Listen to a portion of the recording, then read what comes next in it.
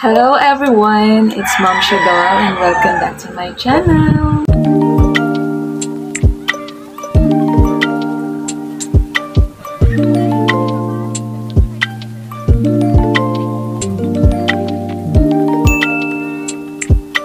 For today's video guys, I'm going to share with you this called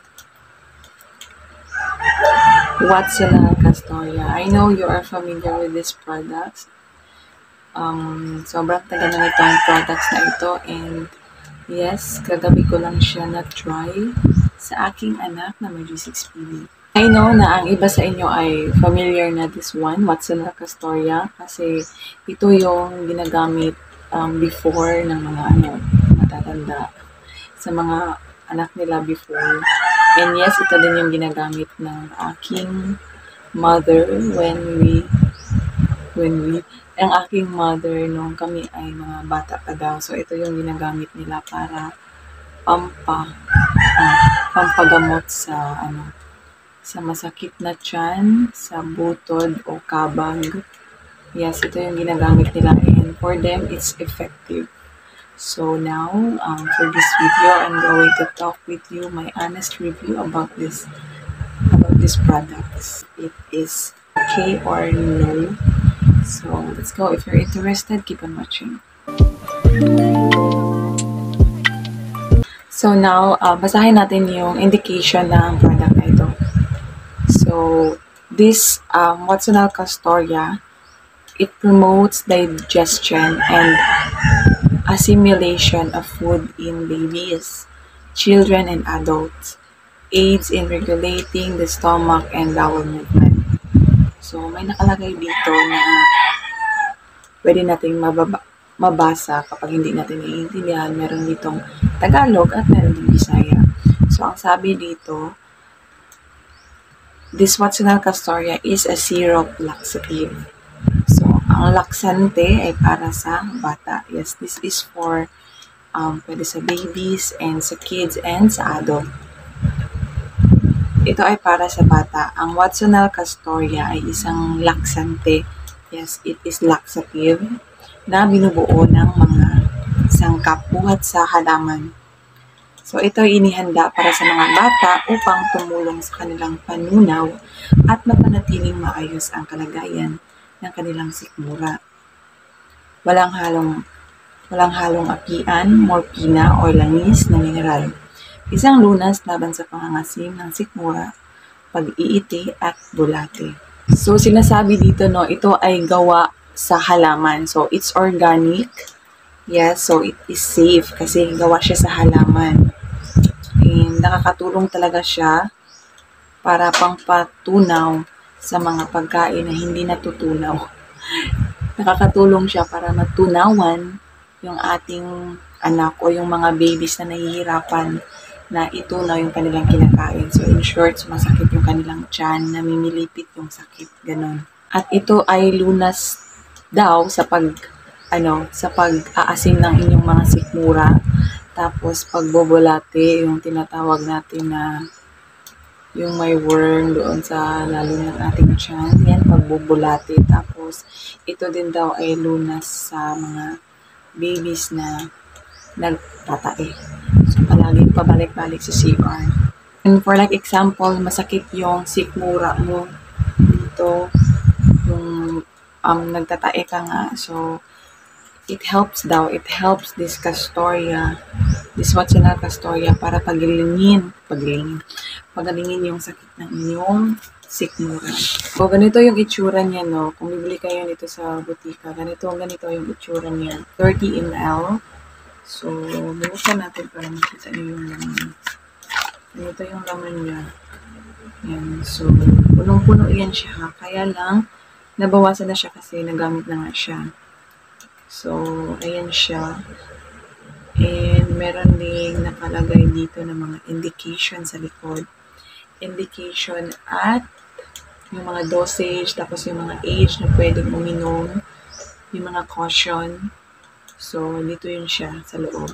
So, alam nyo ba na ang pwedeng uminom nito ay nasa children 1 to 5 months old, 6 to 11 months old, 1 to 5 years old, 6 to 10 years old, and 11 to 17 years old, and adult. So, from 1 to 5 months old, so from infant to adult is pwedeng uminom nito.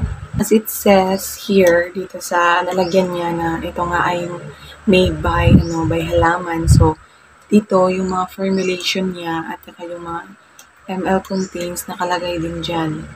Yung mga senna leaves, 500 milligrams, sodium potassium tartrate, 160 milligrams, tapos yung worm seeds, 61 mcl, fluid extract of pumpkin seeds, 61 mcl, sodium bicarbonate, 50 milligram, and yes, meron siyang alcohol content na sobrang maliit lang, 2.7% by volume.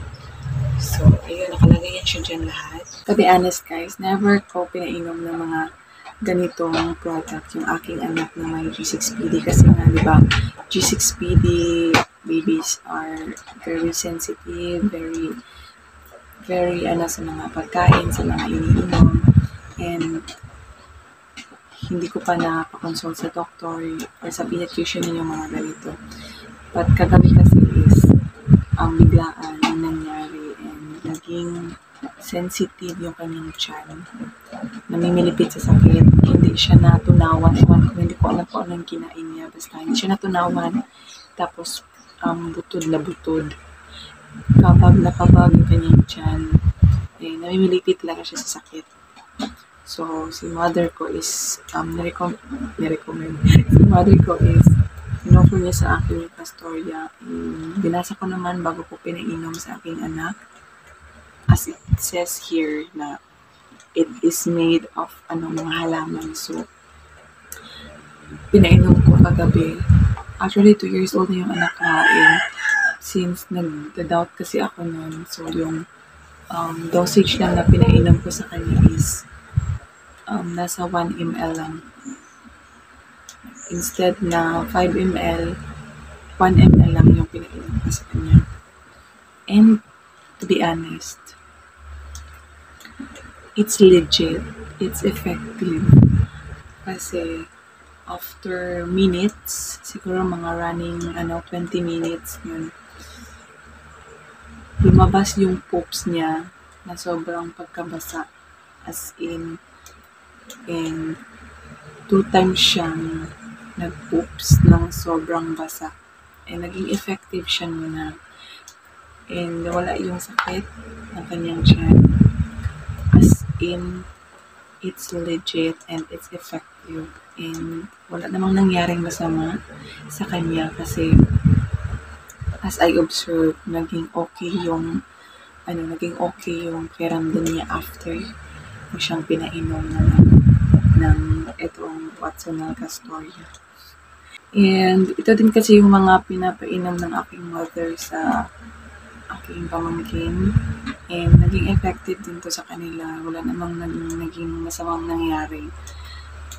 But you guys, if you want to try this para sa inyong anak, it's better to consult pa din sa inyong mga pedyahan. And para sure na safe yung inyong mga anak. Pag-seek talaga ng medical advice kapag kapag gusto mag-try ito. And sobrang na-amaze lang talaga ako kasi naging effective talaga siya and it's very effective talaga siya. Alam niyo yun na lumabas talaga yung mga popsicles sa loob ng tiyan ng aking anak. I mean, yung poops niya is sobrang basa. So, yun pala yung dahilan kung bakit siya iyak, namimilipit sa sakit. And take note may lagnat siya noon kagabi. But, pagaling naman yung lagnat niya. Gumaling siya and naging maayos yung niya. Pakiramdam niya after niya mag-take ng ganito. Na itong Castoria. So, alam nila guys kung ano ang gawin. But, yun nga sinabi ko, hindi ibig sabihin na kapag effective sa anak kayo, effective din sa inyong anak. So, it's better to consult or seek medical advice bago painom sa inyong mga chikiting. Lalo na kung may mga di ba, difficulties. Lalo na kung may mga ibang nararamdaman yung mga anak ninyo dyan. So this Castoria is super affordable lang to. Mabibili ito sa pharmacy, sa butika na I think 100 plus, ganun. And ganito na talaga siya kalaki. 30 ml na siya. 30 ml. Ganyan na siya kalaki. Tapos, kapag magpapainom kayo is once a day lang. Meron nakalagay dito. To be given once a day at bedtime. So, kagabi, pinainom ko yung anak ko nito bago siya matulog. So, ayun na, nagsilabasan tayo ng mga sakit sa tiyan. So, this product is good. That's my honest review.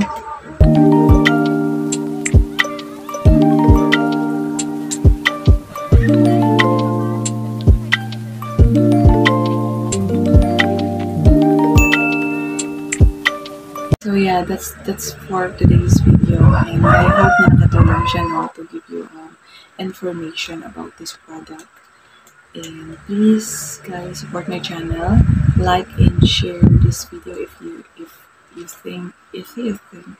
sa tingin niyo naman ay nagustuhan niyo ang aking video at nakapagbigay information or aral sa inyo. Just click the like and share, and please subscribe to my channel for more videos like this. So mag-comment kayo if you like this video and for more video. Thank you so much. Bye.